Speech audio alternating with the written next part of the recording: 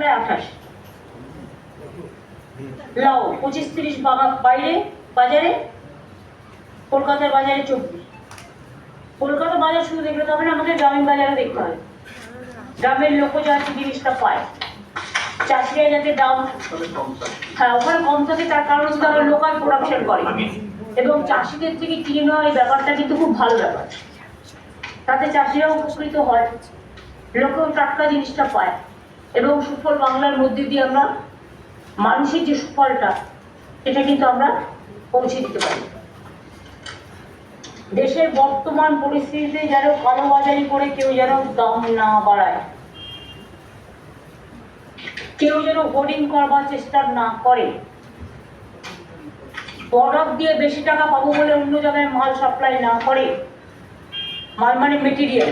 যেমন আগের বার আমি দেখেছি বারণ থাকা সত্ত্বেও গড়বেতা, ঝাড়গ্রাম, চন্দ্রকোনা এবং বিক্ষম প্রধানের এলাকাটা যেন কি নাম জানবে, দাঁতন, এইসব জায়গা দিয়ে সমস্ত আলু বেরিয়ে গেছে।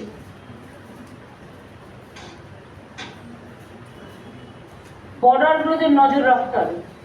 ঠিক দিনে তুমি দায়িত্বে আছো, প্রত্যেকটা ডিএম এর সাথে আমি বলবো রাজীব একটা ভার্চুয়াল করে,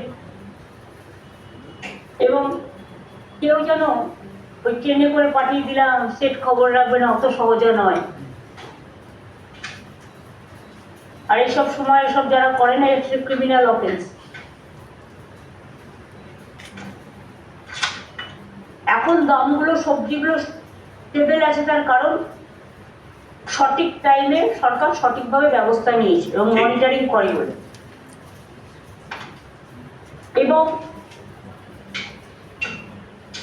আমাদের এখানে যেমন সুপার বাংলা 17 টাকা আলু বা বাজারে 18 টাকা আলু, বাইরে সব জায়গায় যান 24 থেকে 30 টাকা, অন্যান্য রাজ্যে, যেটা আপনাদের দেখে রাখতে হবে।